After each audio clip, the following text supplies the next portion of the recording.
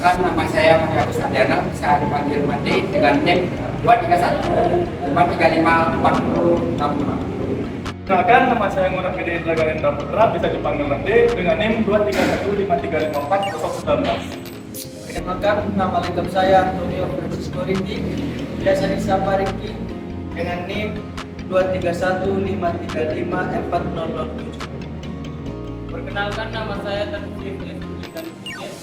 Nama panggilan saya Dani dengan NIM 231535403. Halo teman-teman, di sini kami akan mempresentasikan tentang sejarah komputer.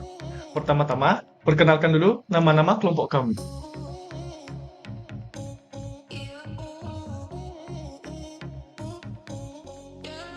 Saya Mada Kusardiana, bisa dipanggil Made dengan NIM 23153546060. Nah, di sini saya akan menjelaskan tentang komputer generasi pertama. Komputer generasi pertama ini dikenal sangat mahal dan juga besar.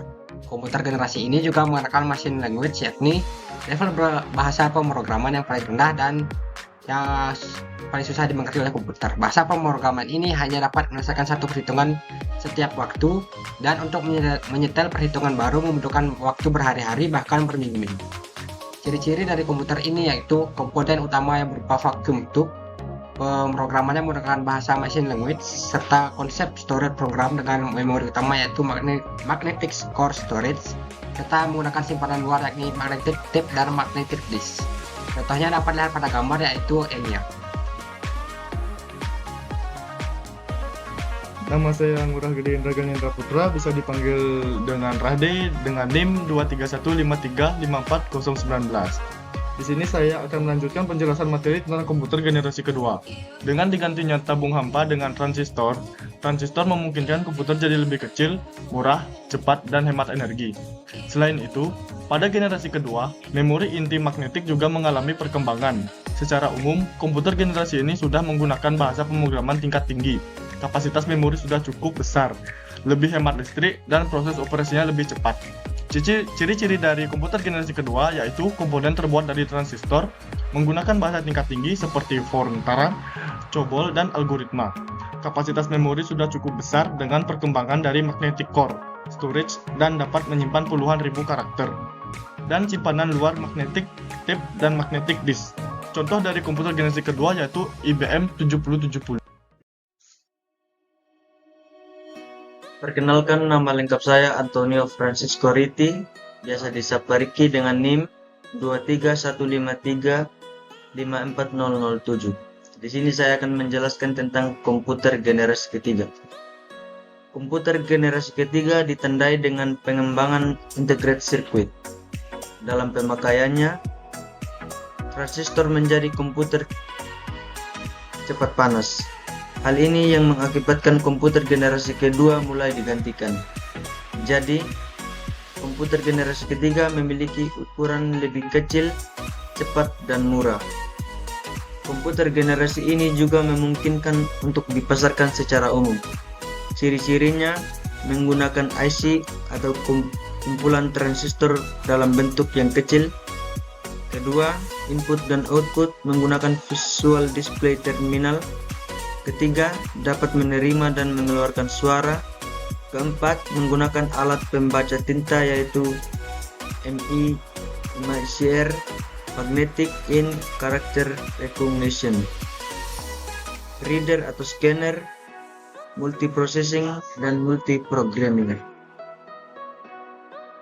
Komputer generasi keempat. Perkenalkan, nama saya Tarsius Yasibir Dani Pinggir dengan NIM 23153540003. Komputer generasi keempat memiliki terobosan berupa mikroprosesor yang dapat menyatukan ribuan IC ke dalam sebuah kiping silikon. Pada masa ini mulai muncul juga laptop yang dapat dibawa kemana-mana. Seiring berjalannya waktu, mereka pun dapat dihubungkan dengan sebuah jaringan yang kemudian menjadi awal perkembangan internet.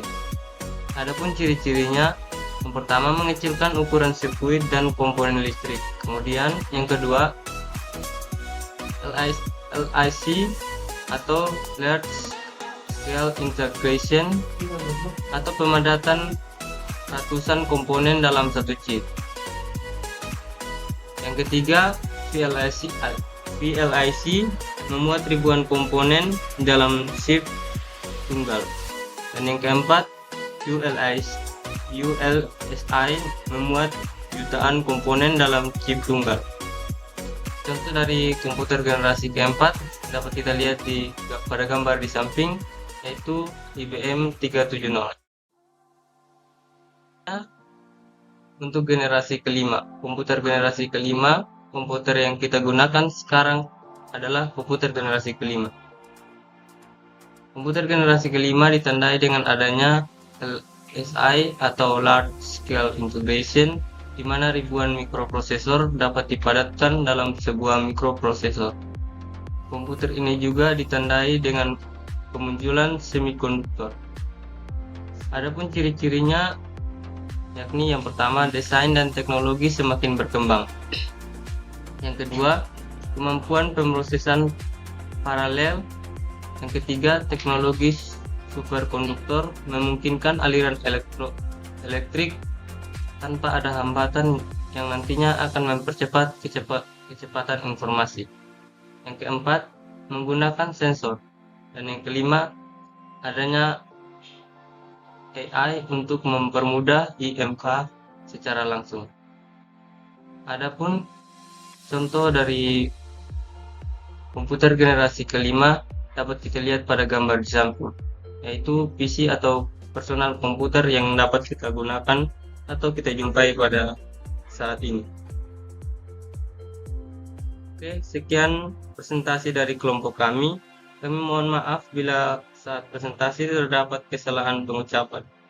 Akhir kata, kami mohon pamit. Sekian dan terima kasih.